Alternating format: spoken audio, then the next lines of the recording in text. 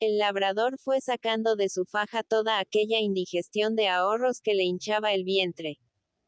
Un billete que le había prestado el amo, unas cuantas piezas de aduro, un puñado de plata menuda, envuelta en un cucurucho de papel. Y cuando la cuenta estuvo completa, no pudo librarse de ir con el gitano al sombrajo para convidarle a una copa y darle unos cuantos céntimos a monote por sus trotes. Se lleva usted la joya del mercado. Hoy es buen día para usted, señor Bautista. Se ha santiguado con la mano derecha, y la Virgen ha salido a verle. Aún tuvo que beber una segunda copa, obsequio del gitano, y, al fin, cortando en seco su raudal de ofrecimientos y salamerías, cogió el ronzal de su nuevo caballo, y con ayuda del ágil monote, montó en el desnudo lomo saliendo a paso corto del ruidoso mercado. Iba satisfecho del animal. No había perdido el día. Apenas si se acordaba del pobre Morrut, y sintió el orgullo del propietario cuando, en el puente y en el camino, volviéronse algunos de la huerta a examinar el blanco caballejo. Su mayor satisfacción fue al pasar frente a la casa de copa. Hizo emprender al rocín un trotecillo presuntuoso, cual si fuese un caballo de casta, y vio cómo, después de pasar él, se asomaban a la puerta Pimentó y todos los vagos del distrito con ojos de asombro. Miserables. Ya estarían convencidos de que era difícil hincarle el diente, de que sabía defenderse solo. ¿Quién podían verlo? Caballo nuevo. Ojalá lo que ocurría dentro de la barraca pudiera arreglarse tan fácilmente. Sus trigos, altos y verdes, formaban como un lago de inquietas ondas al borde del camino. La alfalfa mostrábase lozana, con un perfume que hizo dilatarse las narices del caballo. No podía quejarse de sus tierras. Pero dentro de la barraca era donde temía encontrar la desgracia, eterna compañera de su existencia, esperándole para clavar en él sus uñas. Al oír el trote del rocín, salió Batistet con la cabeza cubierta de trapos, para apoderarse del ronzal mientras su padre desmontaba. El muchacho se mostró entusiasmado por la nueva bestia. La acarició, metióle sus manos entre los morros, y con el ansia de tomar posesión de ella, puso un pie sobre el corvejón, se agarró a la cola y montó por la grupa como un moro. Batiste entró en la barraca, blanca y pulcra como siempre, con los azulejos luminosos y todos los muebles en su sitio, pero que parecía envuelta en la misma tristeza de una sepultura limpia y brillante. Su mujer salió a la puerta del cuarto con los ojos hinchados, enrojecidos, y el pelo en desorden, revelando en su aspecto cansado varias noches pasadas en vela. Acababa de marcharse el médico. Lo de siempre. Pocas esperanzas. Después de examinar un rato al pequeño, se había ido sin recetar nada. Únicamente, al montar en su jaca, había dicho que volvería al anochecer. Y el niño, siempre igual, con una fiebre que devoraba su cuerpecillo, cada vez más extenuado. Era lo de todos los días. Se habían acostumbrado ya a aquella desgracia. La madre lloraba automáticamente, y los demás, con una expresión triste, seguían dedicándose a sus habituales ocupaciones. Después, Teresa, mujer hacendosa, preguntó a su marido por el resultado del viaje, quiso ver el caballo, y hasta la triste Roseta olvidó sus pesares amorosos para enterarse de la adquisición. Todos, grandes y pequeños, fuéronse al corral para ver al caballo, que Batistet acababa de instalar en el establo. El niño quedó abandonado en el camón del estudi, revolviéndose con los ojos empañados por la enfermedad y balando débilmente. Mare. Mare. Teresa, mientras tanto, examinaba con rostro grave la compra de su marido, calculando detenidamente si aquello valía 30 duros. La hija buscaba diferencias entre la nueva bestia y el morrut, de feliz memoria. Los dos pequeños, con repentina confianza, tirábanle de la cola y le acariciaban el vientre, rogando en vano al hermano mayor que los subiera sobre su blanco lomo. Decididamente, gustaba a todos este nuevo individuo de la familia, que hocicaba el pesebre con extrañeza, como si encontrase en él algún lejano olor de compañero muerto. Comió toda la familia, y era tal la fiebre de la novedad, el entusiasmo por la adquisición, que varias veces Batistet y los pequeños escaparon de la mesa para ir a echar una mirada al establo, como si temiesen que al caballo le hubieran salido alas y ya no estuviese allí. La tarde transcurrió sin ningún accidente. Batiste tenía que labrar una parte del terreno que aún conservaba inculto, preparando la cosecha de hortalizas, y él y su hijo engancharon el caballo, enorgulleciéndose al ver la mansedumbre con que obedecía y la fuerza con que tiraba del arado. Al anochecer, cuando ya iban a retirarse, los llamó a grandes gritos Teresa desde la puerta de la barraca. Era como si pidiese socorro. Batiste. Batiste. Vine pronte. Y Batiste corrió a través del campo, asustado por el tono de voz de su mujer. Luego vio que se mesaba los cabellos, gimiendo. El chico se moría. Bastaba verlo para convencerse. Batiste, al entrar en el estudio e inclinarse sobre la cama, se agitó con un estremecimiento de frío, algo así como si acabasen de soltarle un chorro de agua por la espalda. El pobre obispo apenas si se movía. Únicamente su pecho continuaba agitándose con penoso estertor. Sus labios tomaban un tinte violáceo y sus ojos, casi cerrados, dejaban entrever un globo empañado e inmóvil. Eran unos ojos que ya no miraban, y su morena carita parecía ennegrecida por misteriosa lobreguez, como si sobre ella proyectasen su sombra las alas de la muerte. Lo único que brillaba en su cabeza eran los pelitos rubios, tendidos sobre las almohadas, y en esta madeja rizosa quebrábase con extraña luz el resplandor del candil. La madre lanzaba gemidos desesperados, aullidos de fiera enfurecida. Su hija, llorando silenciosamente, tenía necesidad de contenerla, de sujetarla para que no se arrojase sobre el pequeño o se estrellara la cabeza contra la pared. Fuera lloriqueaban los pequeños, sin atreverse a entrar, como si les infundieran terror los lamentos de su madre. Y junto a la cama estaba Batiste, absorto, apretando los puños, mordiéndose los labios, con la vista fija en aquel cuerpecito, al que tantas angustias y estremecimientos costaba soltar la vida. La falsa calma del hombretón, sus ojos secos, agitados por nervioso parpadeo, la frente inclinada sobre su hijo, ofrecían una expresión aún más dolorosa que los lamentos de la madre. De pronto se fijó en que Batistet estaba junto a él. Le había seguido, alarmado por los gritos de su madre. Batiste se enfadó al saber que dejaba abandonado el caballo en medio del campo, y el muchacho, enjugándose las lágrimas, salió corriendo para traer la bestia al establo. Al poco rato, nuevos gritos sacaron a Batiste de su doloroso estupor. Pare. Pare. Era Batistet, llamándolo desde la puerta de la barraca. El padre, presintiendo una nueva desgracia, corrió tras él, sin comprender sus atropelladas palabras. El caballo. El pobre blanco. Estaba en el suelo. Sangre. Y a los pocos pasos lo vio caído sobre sus ancas, enganchado a un alarado, pero intentando, en vano, levantarse, tendiendo su cuello, relinchando dolorosamente, mientras de su costado, junto a la pata delantera, manaba lentamente un líquido negruzco, del que se iban empapando los surcos recién abiertos. Se lo habían herido. Tal vez iba a morir. Recristo. Un animal tan necesario para él como la propia vida y que le había costado empeñarse con el amo. Miró en torno, buscando al criminal. Nadie. En la vega, que azuleaba bajo el crepúsculo, no se oía más que un ruido lejano de carros, el susurro de los cañaverales y los gritos con que se llamaban de una barraca a otra.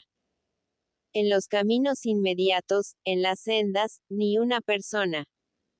Batistet intentó disculparse ante su padre de este descuido. Cuando corría hacia la barraca, asustado por los gritos de su madre, había visto venir por el camino un grupo de hombres, gente alegre que reía y cantaba, regresando, sin duda, de la taberna. Tal vez eran ellos. El padre no quiso oír más. Pimentó.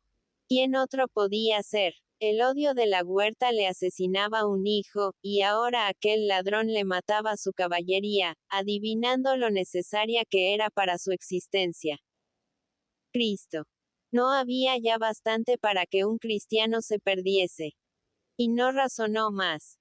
Sin saber lo que hacía, regresó a la barraca, cogió su escopeta de detrás de la puerta y salió corriendo, mientras instintivamente abría la recámara de su arma para ver si los dos cañones estaban cargados.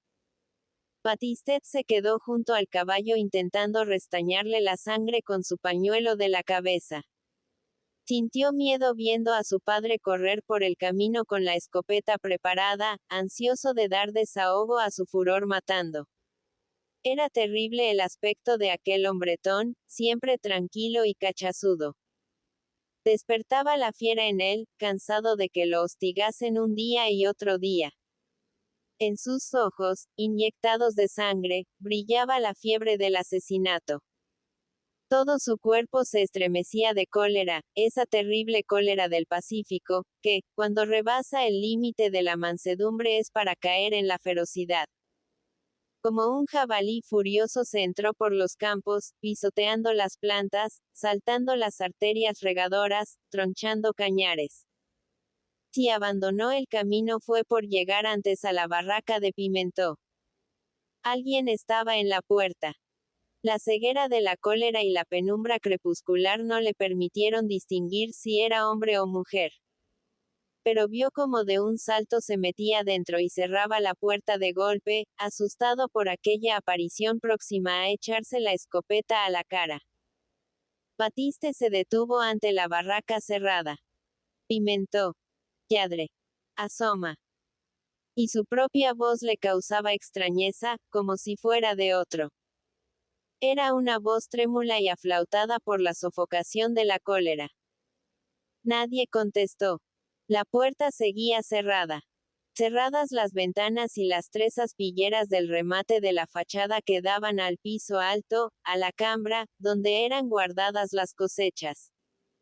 El bandido lo estaría mirando, tal vez, por algún agujero.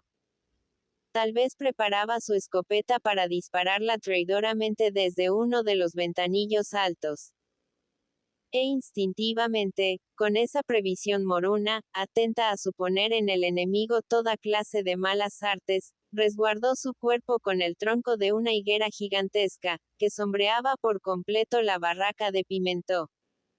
El nombre de este sonaba sin cesar en el silencio del crepúsculo acompañado de toda clase de insultos. Paisa, cobarde. Asomat, morral. Baja, cobarde.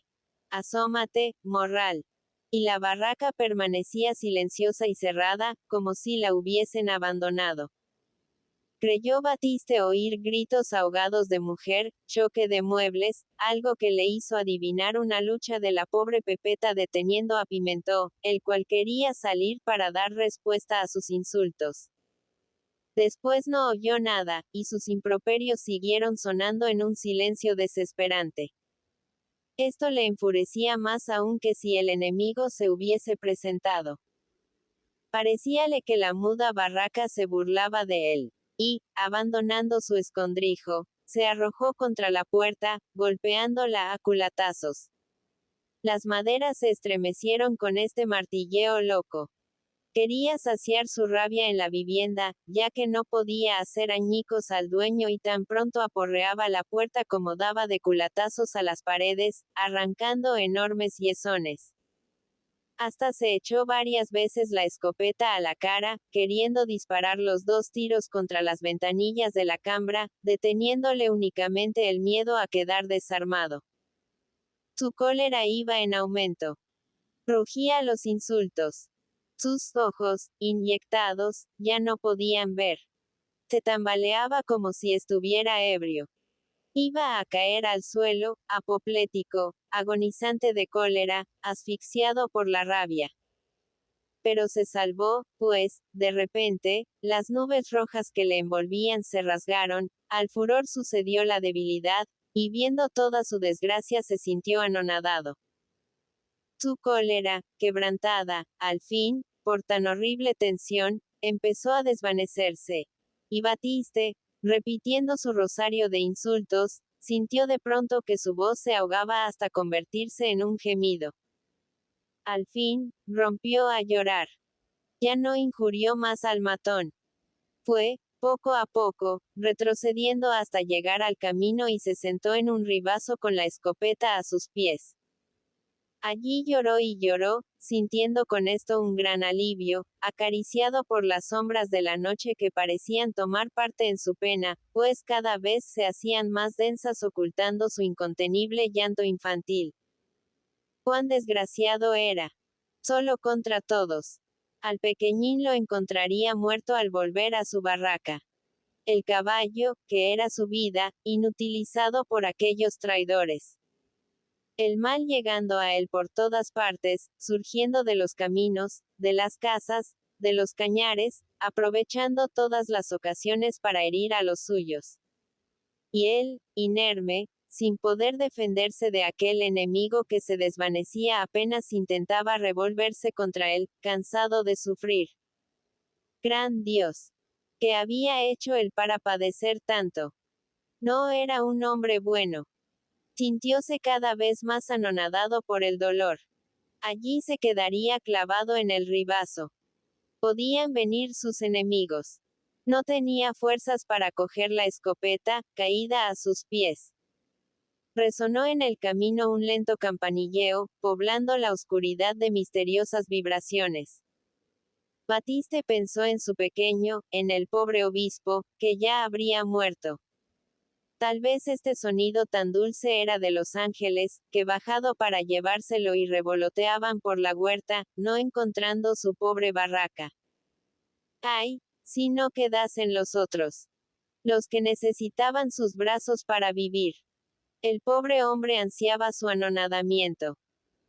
Pensó en la felicidad de dejar allí mismo, a un ribazo, aquel corpachón, cuyo sostenimiento tanto le costaba, y agarrado a la almita de su hijo, de aquel inocente, volar, volar como los bienaventurados que él había visto conducidos por ángeles en los cuadros de las iglesias. El melancólico campanilleo sonaba ahora junto a él, y empezaron a pasar por el camino bultos informes, que su vista, turbia por las lágrimas, no acertaba a definir. Sintió que le tocaban con la punta de un palo. Y, levantando la cabeza, vio una escueta figura, una especie de espectro que se inclinaba hacia él. Reconoció al tío Tomba. El único de la huerta a quien no debía ningún pesar. El pastor, tenido por brujo, poseía la adivinación asombrosa de los ciegos. Apenas reconoció a Batiste pareció comprender toda su desgracia. Tentó con el palo la escopeta que estaba a sus pies, y volvió la cabeza, como si buscase en la oscuridad la barraca de Pimentó. Hablaba con lentitud, con una tristeza reposada, como hombre acostumbrado a las miserias de un mundo del que pronto había de salir. Adivinó el llanto de Batiste. Fill meu. Fill meu. Todo lo que ocurría ahora lo esperaba él, hijo mío. Ya se lo había dicho el primer día que lo encontró instalado en las tierras malditas. Le traerían desgracia. Acababa de pasar frente a su barraca y había visto luces por la puerta abierta. Luego había oído gritos de desesperación. El perro aullaba. El pequeño había muerto, ¿verdad? Y el padre allí, creyendo estar sentado en un ribazo, cuando, en realidad, Donde estaba era con un pie en el presidio. Así se pierden los hombres y se disuelven las familias. Acabaría matando tontamente, como el pobre Barret, y muriendo como él, en perpetuo encierro. Era algo fatal. Aquellas tierras habían sido maldecidas por los pobres, y no podían dar más que frutos de maldición. Y mascullando sus terribles profecías, el pastor se alejó detrás de sus ovejas, camino del pueblo, mientras aconsejaba al pobre Batiste que se marchase también, pero lejos, muy lejos, donde no tuviera que ganar el pan luchando contra el odio de tantas miserias coligadas. Invisible ya, hundido en las sombras, Batiste escuchó todavía su voz lenta y triste. Créume, fill meu. Te portarán desgracia. Batiste y su familia no se dieron cuenta de cómo se inició el suceso inaudito, inesperado. ¿Quién fue el primero que se decidió a pasar el puentecillo que unía el camino con los odiados campos?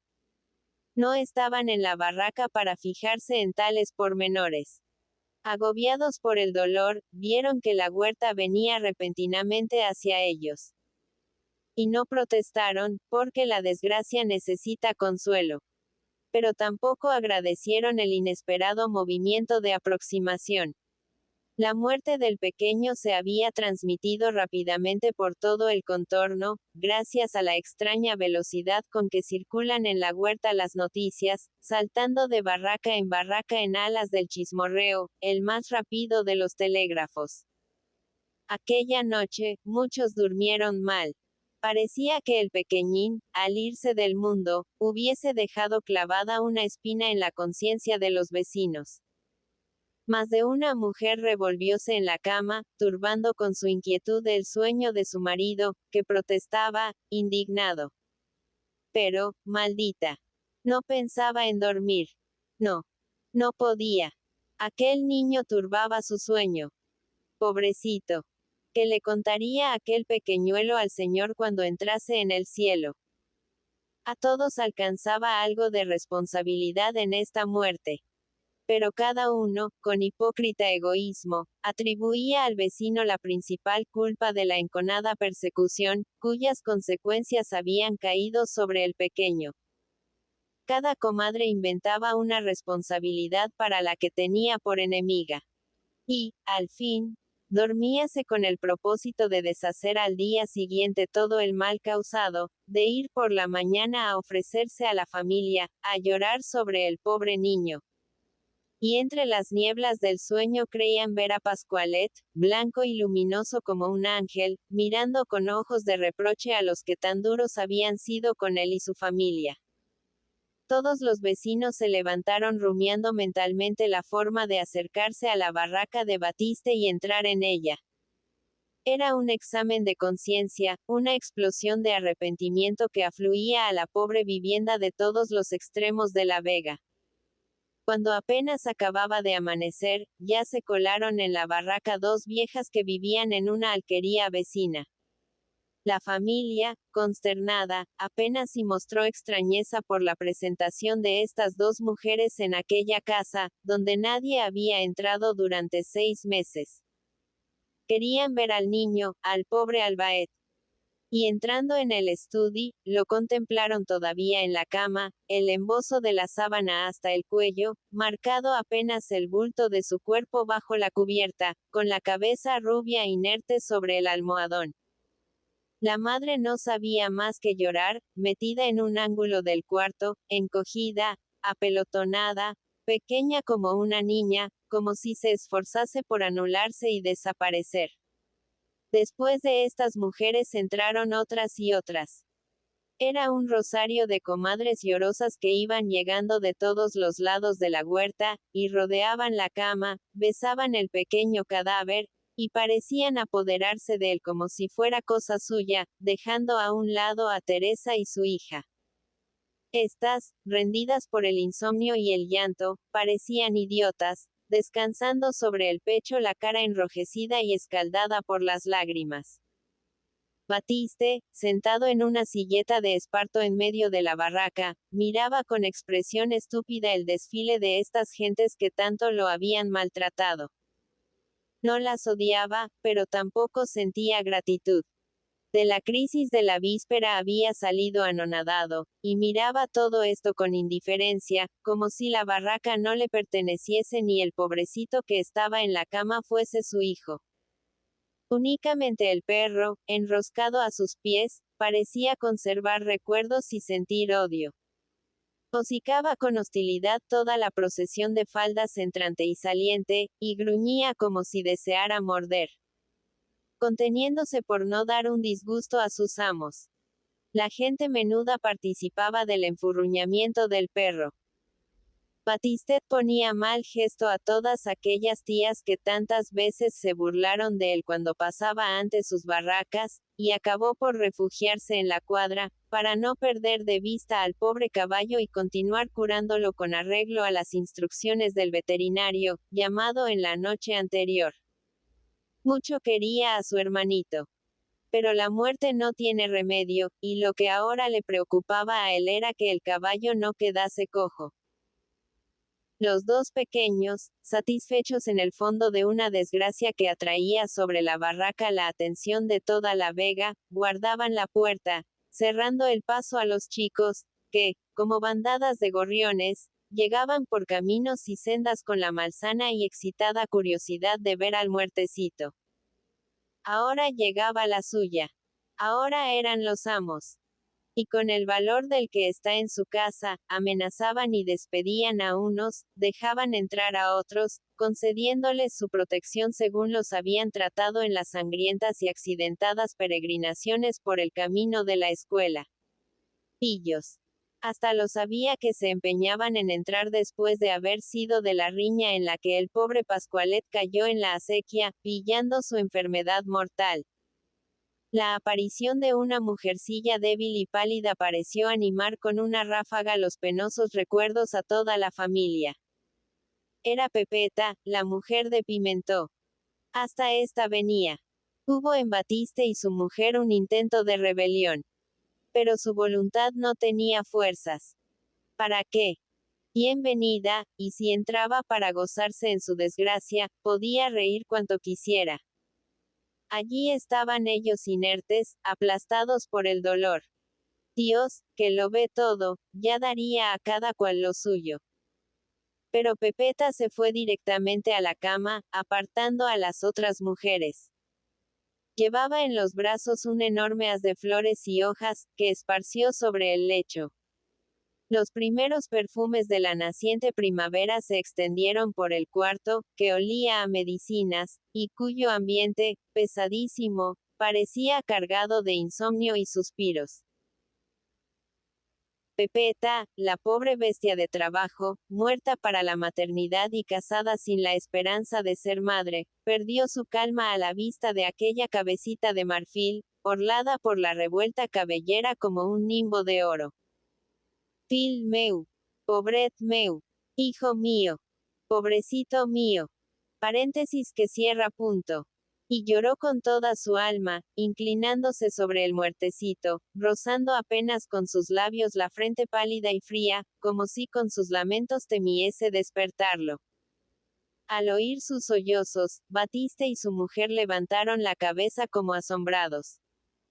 Ya sabían que era una buena mujer. El marido era el malo. Y la gratitud paternal brillaba en sus miradas. Batiste hasta se estremeció viendo cómo la pobre Pepeta abrazaba a Teresa y su hija, confundiendo sus lágrimas con las de estas. No. Allí no había doblez. Era una víctima. Por eso sabía comprender la desgracia de ellos, que eran víctimas también. La mujercita se enjugó las lágrimas. Reapareció en ella la hembra animosa y fuerte, acostumbrada a un trabajo brutal para mantener su casa. Miró, asombrada, en torno. Aquello no podía quedar así. El niño en la cama y todo desarreglado. Había que acicalar al albaet para su último viaje, vestirle de blanco, puro y resplandeciente como el alba, de la que llevaba el nombre. y con un instinto de ser superior nacido para el mando y que sabe imponer la obediencia, comenzó a dar órdenes a todas las mujeres, que rivalizaban por servir a la familia antes odiada. Ella iría a la ciudad con 2 compañeras para comprar la mortaja y el ataúd. Otras fueron al pueblo o se esparcieron por las barracas inmediatas, buscando los objetos encargados por Pepeta. Hasta el odioso Pimentó, que permanecía invisible, tuvo que trabajar en tales preparativos. Su mujer, al encontrarlo en el camino, le ordenó que buscase músicos para la tarde. Eran, como él, vagos y borrachines. Seguramente los encontraría en casa de copa. Y el matón, que aquel día se mostraba pensativo, oyó a su mujer sin réplica alguna y sufrió el tono imperioso con que le hablaba, mirando al mismo tiempo al suelo como avergonzado. Desde la noche anterior se sentía otro. Aquel hombre que le había desafiado, insultándolo impunemente mientras lo tenía metido en su barraca como una gallina. Su mujer, que por primera vez le imponía su voluntad quitándole la escopeta. Su falta de valor para colocarse frente a la víctima, cargada de razón. Todo eran motivos para que se sintiese confuso y atolondrado. Ya no era el Pimentó de otros tiempos. Empezaba a conocerse. Hasta llegó a sospechar si todo lo que llevaba hecho contra Batiste y su familia era un crimen. Hubo un momento en que llegó a despreciarse. Vaya una hazaña de hombre la suya. Todas las perrerías de él y los demás vecinos solo habían servido para quitar la vida a un pobre chicuelo. Y siguiendo su costumbre en los días negros, cuando alguna inquietud fruncía su entrecejo, se fue a la taberna, buscando los consuelos que guardaba copa en su famosa bota del rincón. A las 10 de la mañana, cuando Pepeta, con sus 2 compañeras, regresó de Valencia, estaba la barraca llena de gente. Algunos hombres de los más cachazudos, hombres de su casa, que apenas habían tomado parte en la cruzada contra los forasteros, formaban corro con Batiste en la puerta de la barraca. Unos, en cuclillas, a lo moro, otros, sentados en silletas de esparto, fumando y hablando lentamente del tiempo y de las cosechas. Dentro, mujeres y más mujeres estrujándose en torno a la cama, abrumando a la madre con su charla, hablando algunas de los hijos que habían perdido, instaladas otras en los rincones como en su propia casa, repitiendo todas las murmuraciones de la vecindad. Aquel día era extraordinario. No importaba que sus barracas estuviesen sucias y la comida por hacer. Había excusa. Y las criaturas, agarradas a sus faldas, lloraban y aturdían con sus gritos, queriendo unas volver a casa, pidiendo otras que les enseñasen el albaet. Algunas viejas se habían apoderado de la alacena, y a cada momento preparaban grandes vasos de agua con vino y azúcar, ofreciéndolos a Teresa y a su hija para que llorasen con más desahogo. Y cuando las pobres, hinchadas ya por esta inundación azucarada, se negaban a beber, las aficionadas comadres iban, por turno, echándose al gaznate los refrescos, pues también necesitaban que les pasase el disgusto. Pepeta comenzó a dar gritos queriendo imponer su autoridad en esta confusión. Gente afuera. En vez de estar molestando, lo que debían hacer era llevarse a las 2 pobres mujeres extenuadas por el dolor, idiotas por tanto ruido. Teresa se resistió a abandonar a su hijo aunque solo fuera por breve rato. Pronto dejaría de verlo. Que no le robasen el tiempo que le quedaba de contemplar a su tesoro. Y prorrumpiendo en lamentos más fuertes, se abalanzó sobre el frío cadáver, queriendo abrazarlo. Pero los ruegos de su hija y la voluntad de Pepeta pudieron más, y, escoltada por muchas mujeres, salió de la barraca con el delantal en la cara, gimiendo, tambaleándose, sin prestar atención a las que tiraban de ella disputándose el llevarla cada una a su casa. Comenzó Pepeta el arreglo de la fúnebre pompa. Primeramente colocó en el centro de la entrada la mesita blanca de pino en que comía la familia, cubriéndola con una sábana y clavando los extremos con alfileres. Encima tendió una colcha de almidonadas randas, y puso sobre ella el pequeño ataúd traído de Valencia, una monada, que admiraban todas las vecinas. Un estuche blanco, galoneado de oro, mullido en su interior como una cuna. Pepeta sacó de un envoltorio las últimas galas del muertecito. Un hábito de gasa tejido con hebras de plata, unas sandalias, una guirnalda de flores, todo blanco, de rizada nieve, como la luz del alba, cuya pureza simbolizaba la del pobrecito Albaet. Lentamente, con mimo maternal, fue amortajando el cadáver. Oprimía el cuerpecillo frío contra su pecho con arrebatos de estéril pasión, introducía en la mortaja los rígidos bracitos con escrupuloso cuidado, como fragmentos de vidrio que podían quebrarse al menor golpe, y besaba sus pies de hielo antes de acoplarlos a tirones en las sandalias. Sobre sus brazos, como una paloma blanca yerta de frío, trasladó al pobre Pascualet a la caja, a aquel altar levantado en medio de la barraca, ante el cual iba a pasar toda la huerta atraída por la curiosidad. Aún no estaba todo. Faltaba lo mejor. La guirnalda, un bonete de flores blancas con colgantes que pendían sobre las orejas. Un adorno salvaje, igual a los de los indios de teatro. La piadosa mano de Pepeta, empeñada en tenaz batalla con la muerte, tiñó las pálidas mejillas con rosado colorete. La boca del muertecito, ennegrecida, se reanimó bajo una capa de encendido bermellón. Pero en vano pugnó la sencilla labradora por abrir desmesuradamente sus flojos párpados. Volvían a caer, cubriendo los ojos mates, entelados, sin reflejo, con la tristeza gris de la muerte. Pobre Pascualet. Infeliz obispillo. Con su guirnalda extravagante y su cara pintada estaba hecho un mamarracho. Más ternura dolorosa inspiraba su cabecita pálida, con el verdor de la muerte, caída en la almohada de su madre, sin más adornos que sus cabellos rubios. Pero todo esto no impedía que las buenas huertanas se entusiasmasen ante su obra. Miradlo. Sí parecía dormido. Tan hermoso. Tan sonrosado. Jamás se había visto un Albaet como este. Y llenaban de flores los huecos de su caja. Flores sobre la blanca vestidura, flores esparcidas en la mesa, apiladas, formando ramos en los extremos. Era la vega entera abrazando el cuerpo de aquel niño que tantas veces había visto saltar por sus senderos como un pájaro, extendiendo sobre su frío cuerpo una oleada de perfumes y colores.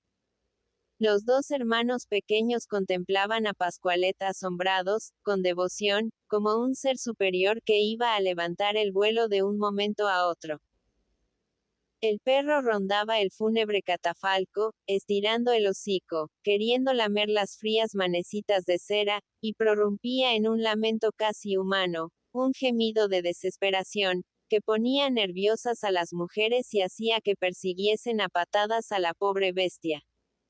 Al mediodía, Teresa, escapándose casi a viva fuerza del cautiverio en que la guardaban las vecinas, volvió a la barraca. Su cariño de madre le hizo sentir una viva satisfacción ante los atavíos del pequeño. Le besó en la pintada boca y redobló sus gemidos. Era la hora de comer. Batistet y los hermanos pequeños, en los cuales el dolor no lograba acallar el estómago, devoraron un mendrugo ocultos en los rincones. Teresa y su hija no pensaron en comer. El padre, siempre sentado en una silleta de esparto bajo el emparrado de la puerta, fumaba cigarro tras cigarro, impasible como un oriental, volviendo la espalda a su vivienda, cual si temiera ver el blanco catafalco que servía de altar al cadáver de su hijo. Por la tarde aún fueron más numerosas las visitas. Las mujeres llegaban con el traje de los días de fiesta, puestas de mantilla para asistir al entierro. Las muchachas disputábanse con tenacidad ser de las 4 que habían de llevar al pobre Albaet hasta el cementerio. Andando lentamente por el borde del camino y huyendo del polvo como de un peligro mortal, llegó una gran visita. Don Joaquín y doña Pepa, el maestro y su señora. Aquella tarde, con motivo del infausto suceso, palabras de él, no había escuela. ¿Quién se adivinaba viendo la turba de muchachos atrevidos y pegajosos que se iban colando en la barraca, y, cansados de contemplar, hurgándose las narices, el cadáver de su compañero, salían a perseguirse por el camino inmediato o a asaltar las acequias? Doña Josefa, con un vestido algo raído, de lana y gran mantilla de un negro ya amarillento, entró solemnemente en la barraca, y, después de algunas frases vistosas pilladas al vuelo a su marido, aposentó su robusta humanidad en un sillón de cuerda y allí se quedó muda y como soñolienta, contemplando el ataúd. La buena mujer, habituada a oír y admirar a su esposo, no podía seguir una conversación. El maestro, que lucía su casaquilla verdosa de los días de gran ceremonia y su corbata de mayor tamaño, tomó asiento fuera, al lado del padre. Sus manazas de cultivador las llevaba enfundadas en unos guantes negros que habían encanecido con los años, quedando de color de ala de mosca, y las movía continuamente, deseoso de atraer la atención sobre sus prendas de las grandes solemnidades. Para Batiste sacaba también lo más florido y sonoro de su estilo. Era su mejor cliente. Ni un sábado había dejado de entregar a sus hijos los 2 cuartos para la escuela. Este es el mundo, señor Bautista. Hay que resignarse. Nunca sabemos cuáles son los designios de Dios, y muchas veces, del mal saca el bien para las criaturas. Interrumpiendo su ristra de lugares comunes, dichos campanudamente, como si estuviera en la escuela, añadió en voz baja, guiñando maliciosamente los ojos. ¿Se ha fijado, señor Bautista, en toda esta gente? Ayer hablaban pestes de usted y su familia, y bien sabe Dios que en muchas ocasiones les he censurado esa maldad. Hoy entran en esta casa con la misma confianza que en la suya y los abruman bajo tantas muestras de cariño. La desgracia les hace olvidar, les aproxima a ustedes. Y tras una pausa, en la que permaneció cabizbajo, dijo, golpeándose el pecho. Créame a mí, que los conozco bien. En el fondo son buena gente. Muy brutos, eso sí, capaces de las mayores barbaridades, pero con un corazón que se conmueve ante el infortunio y les hace ocultar las garras. Pobre gente. ¿Qué culpa tienen si nacieron para vivir como bestias y nadie los saca de su condición? Calló un buen rato, añadiendo luego, con el fervor de un comerciante que ensalza su mercancía. Aquí lo que se necesita es instrucción, mucha instrucción. Templos del saber que difundan la luz de la ciencia por esta vega, antorchas que, en fin, si vinieran más chicos a mi templo, digo, a mi escuela, y si los padres, en vez de emborracharse, pagasen puntualmente como usted, señor Bautista, de otro modo andaría esto. Y no digo más porque no me gusta ofender. De ello corría peligro, pues cerca de su persona andaban muchos padres de los que le enviaban discípulos sin el lastre de los 2 cuartos. Otros labriegos, que habían mostrado gran hostilidad contra la familia, no osaban llegar hasta la barraca, y permanecían en el camino, formando corro. Por allí andaba Pimentó, que acababa de llegar de la taberna con 5 músicos, tranquila la conciencia después de haber estado durante algunas horas junto al mostrador de copa. Afluía cada vez más gente a la barraca. No había espacio libre dentro de ella, y las mujeres y los niños sentábanse en los bancos de ladrillos, bajo el emparrado, o en los ribazos, esperando el momento del entierro. Dentro sonaban lamentos, consejos dichos con voz enérgica, un rumor de lucha. Era Pepeta queriendo separar a Teresa del cadáver de su hijo. Vamos. Había que ser razonable. El albaet no podía estar allí para siempre. Se hacía tarde, y los malos tragos, pasarlos pronto. Y pugnaba con la madre por apartarla del ataúd, por obligarla a que entrase en el estudio y no presenciase el terrible momento de la salida, cuando el albaet, levantado en hombros, alzase el vuelo con las blancas alas de su mortaja para no volver más. Fil meu, rey de Samare. Hijo mío. Rey de su madre. Gemía la pobre Teresa. Ya no lo vería más. Un beso. Otro. Y la cabeza, cada vez más fría y lívida a pesar del colorete, movíase de un lado a otro de la almohada, agitando su diadema de flores entre las manos ansiosas de la madre y de la hermana, que se disputaban el último beso. A la salida del pueblo estaba aguardando el señor vicario con el sacristán y los monaguillos. No era caso de hacerlos esperar. Pepeta se impacientaba. Adentro, adentro. Y, ayudada por otras mujeres, Teresa y su hija fueron metidas casi a viva fuerza en el estudio, revolviéndose desgreñadas, rojos los ojos por el llanto, el pecho palpitante a impulsos de una protesta dolorosa, que ya no gemía, sino aullaba. 4 muchachas con hueca falda, mantilla de seda caída sobre sus ojos y aire pudoroso y monjil, agarraron las patas de la mesilla, levantando todo el blanco catafalco. Como el disparo que saluda a la bandera que se iza, sonó un gemido extraño, prolongado, horripilante, algo que hizo correr frío por muchas espaldas. Era el perro despidiendo al pobre albaet, lanzando un quejido interminable, con los ojos lacrimosos y las patas estiradas, cual si quisiera prolongar el cuerpo hasta donde llegaba su lamento. Fuera, don Joaquín daba palmadas de atención. A ver. Que forme toda la escuela. La gente del camino se había aproximado a la barraca. Pimentó capitaneaba a sus amigos los músicos. Preparaban estos sus instrumentos para saludar al albaet, apenas transpusiese la puerta, y entre el desorden y el griterío con que se iba formando la procesión gorjeaba el clarinete, hacía escalas el cornetín y el trombón bufaba como un viejo gordo y asmático. Emprendieron la marcha los chicuelos, llevando en alto grandes ramos de albahaca. Don Joaquín sabía hacer bien las cosas. Después, rompiendo el gentío, aparecieron las 4 doncellas sosteniendo el blanco y ligero altar sobre el cual iba el pobre albaet, acostado en su ataúd, moviendo la cabeza con ligero vaivén, como si se despidiese de la barraca. Los músicos rompieron a tocar un vals juguetón y alegre, colocándose detrás del féretro, y después de ellos abalanzáronse por el camino, formando apretados grupos, todos los curiosos. La barraca, vomitando lejos de ella su digestión de gentío, quedó muda, sombría, con ese ambiente lúgubre de los lugares por donde acaba de pasar la desgracia. Batiste, solo bajo la parra, sin abandonar su postura de oriental impasible, mordía su cigarro, siguiendo con los ojos la marcha de la procesión.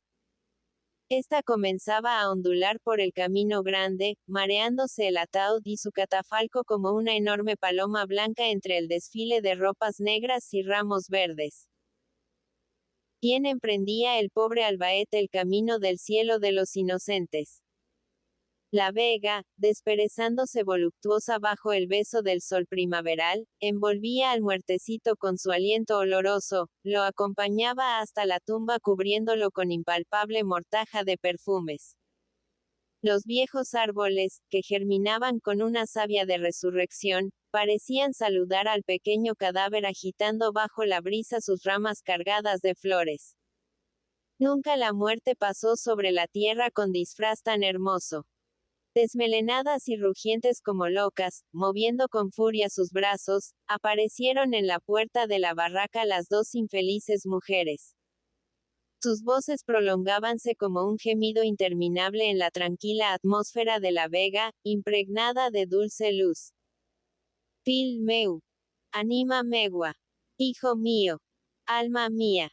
Gemían la pobre Teresa y su hija. Adiós, Pascualet. Adiós.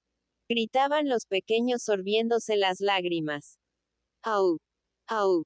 Aullaba el perro, tendiendo el hocico con un quejido interminable que crispaba los nervios y parecía agitar la vega bajo un escalofrío lúgubre. Y de lejos, por entre el ramaje, arrastrándose sobre las verdes olas de los campos, contestaban los ecos del vals que iba acompañando al pobre Albaeta hacia la eternidad, balanceándose en su barquilla blanca galoneada de oro. Las escalas enrevesadas del cornetín, las cabriolas diabólicas, parecían una carcajada metálica de la muerte, que con el niño en sus brazos se alejaba a través de los esplendores de la vega. A la caída de la tarde fueron regresando los del cortejo. Los pequeños, faltos de sueño por las agitaciones de la noche anterior, en que los había visitado la muerte, dormían sobre las sillas. Teresa y su hija, rendidas por el llanto, agotada la energía después de tantas noches de insomnio, habían acabado por quedar inertes, cayendo sobre aquella cama que aún conservaba la huella del pobre niño. Batistet roncaba en la cuadra, cerca del caballo enfermo. El padre, siempre silencioso e impasible, recibía las visitas, estrechaba manos, agradecía con movimientos de cabeza los ofrecimientos y las frases de consuelo. Al cerrar la noche no quedaba nadie. La barraca estaba oscura, silenciosa. Por la puerta abierta y lóbrega llegaba como un lejano susurro la respiración cansada de la familia, todos caídos, como muertos de la batalla con el dolor. Batiste, siempre inmóvil, miraba como un idiota las estrellas que parpadeaban en el azul oscuro de la noche. La soledad le reanimó. Empezaba a darse cuenta exacta de su situación. La vega tenía el aspecto de siempre, pero a él le parecía más hermosa, más tranquilizadora, como un rostro ceñudo que se desarruga y sonríe. Las gentes, cuyos gritos sonaban a lo lejos, en las puertas de las barracas, ya no le odiaban, ya no perseguirían a los suyos.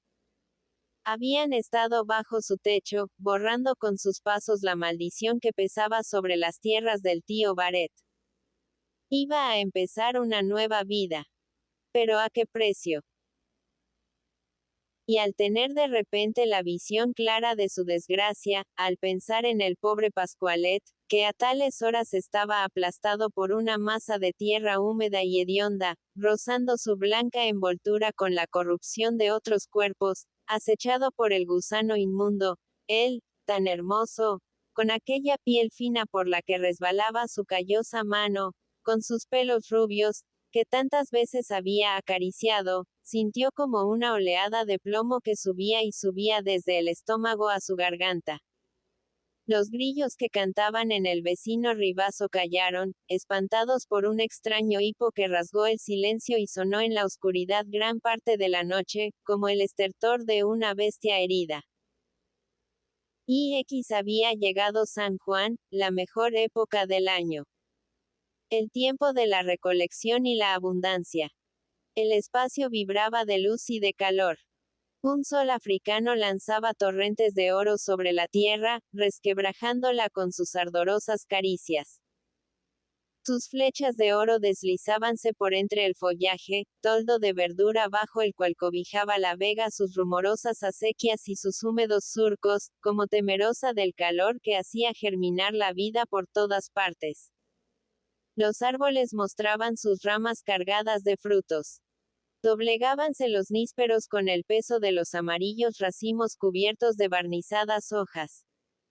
Asomaban los albaricoques entre el follaje como rosadas mejillas de niño. Registraban los muchachos con impaciencia las corpulentas higueras, buscando codiciosos las brevas primerizas, y en los jardines, por encima de las tapias, exhalaban los jazmines su fragancia azucarada, y las magnolias, como incensarios de marfil, esparcían su perfume en el ambiente ardoroso impregnado de olor a mies.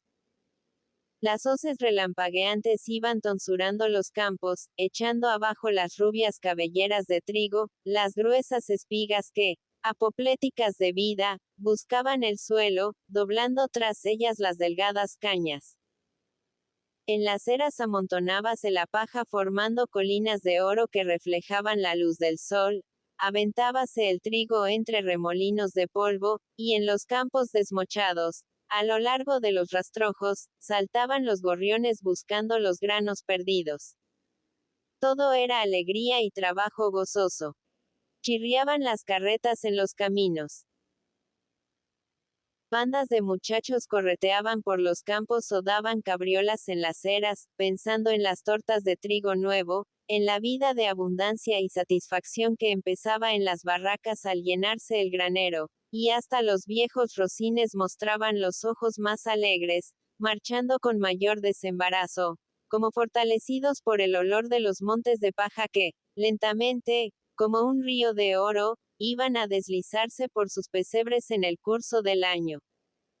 El dinero cautivo en los estudis durante el invierno, oculto en el arca o en el fondo de una media, comenzaba a circular por la vega.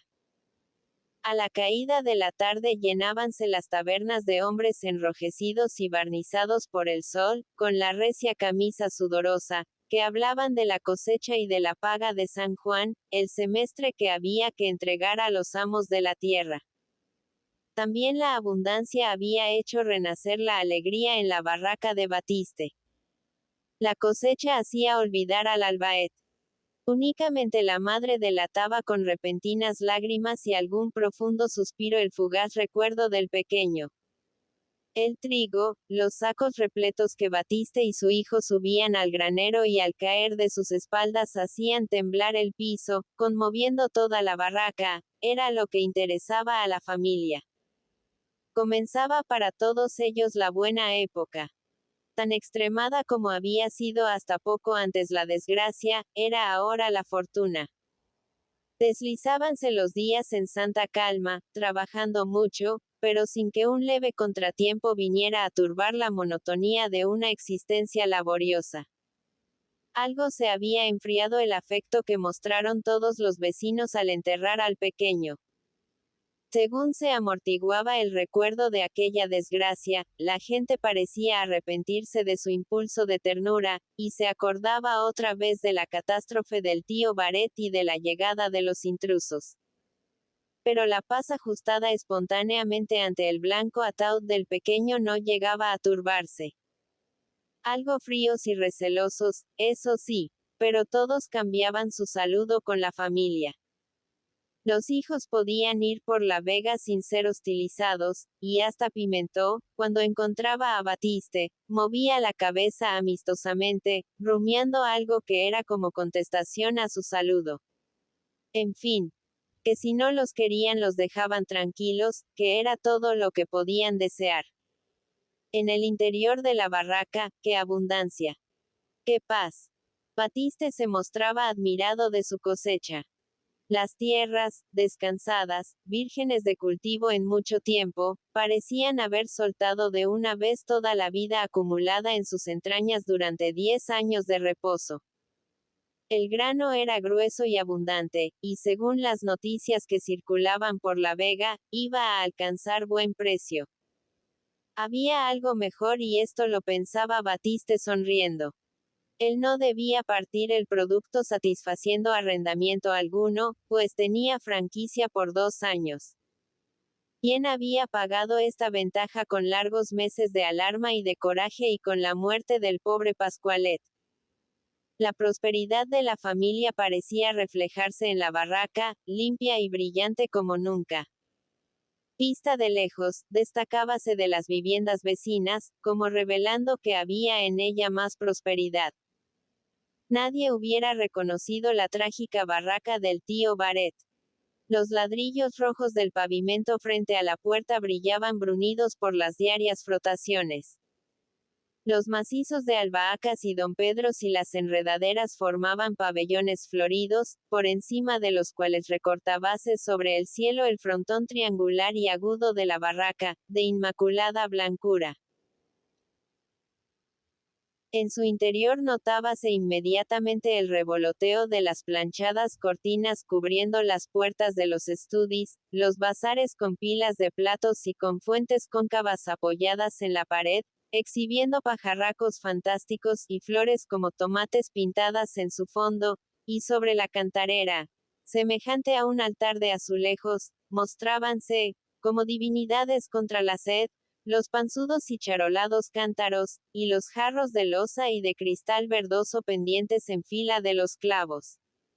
Los muebles viejos y maltrechos, recuerdos perennes de las antiguas peregrinaciones huyendo de la miseria, comenzaban a desaparecer, dejando sitio libre a otros que la hacendosa Teresa adquiría en sus viajes a la ciudad.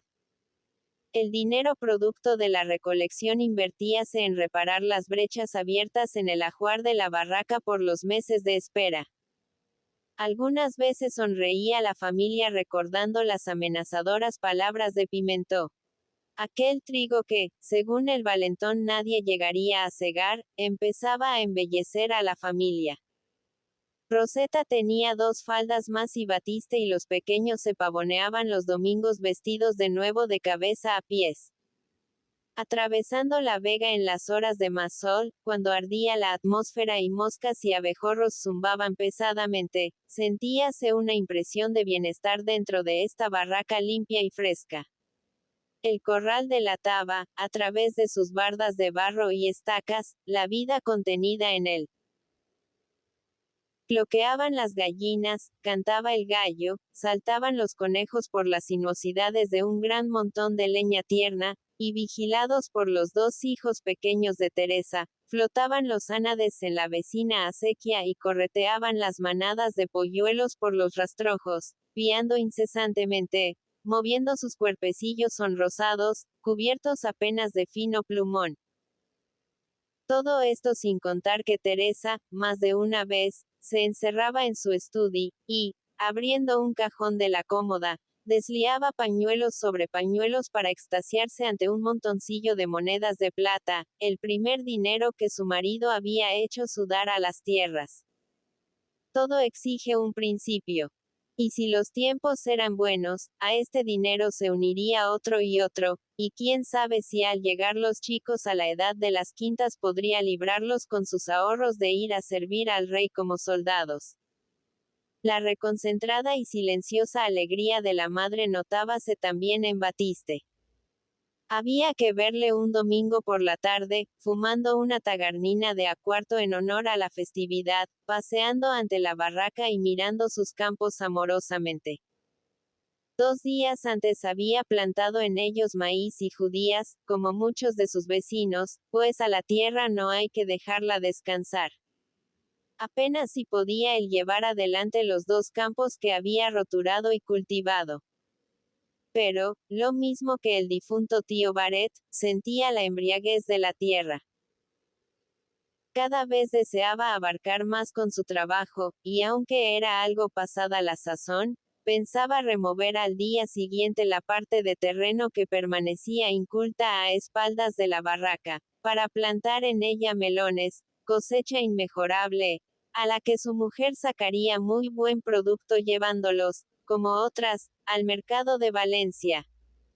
Había que dar gracias a Dios, que le permitía al fin vivir tranquilo en aquel paraíso. ¿Qué tierras las de la Vega? Por algo, según las historias, lloraban los moros al ser arrojados de allí. La siega había limpiado el paisaje echando abajo las masas de trigo matizadas de amapolas que cerraban la vista por todos lados como murallas de oro. Ahora la vega parecía mucho más grande, infinita, y extendía hasta perderse de vista los grandes cuadros de tierra roja, cortados por sendas acequias.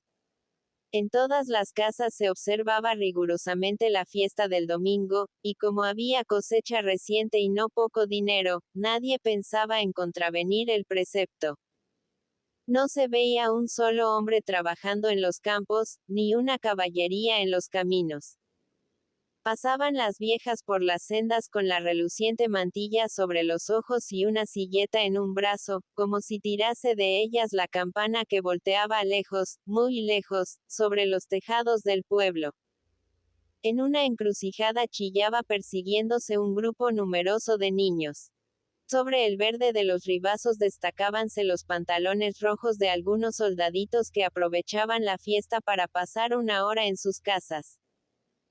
Sonaban a lo lejos, como una tela que se rasga, los escopetazos contra las bandas de golondrinas que volaban a un lado y a otro en contradanza caprichosa, silbando agudamente, como si rayasen con sus alas el cristal azul del cielo.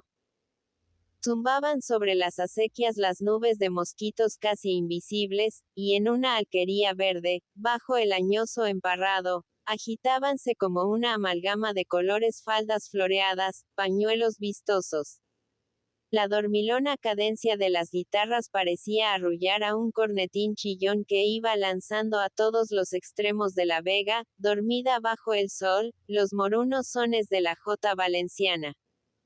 Este tranquilo paisaje era la idealización de una Arcadia laboriosa y feliz. Allí no podía existir gente mala.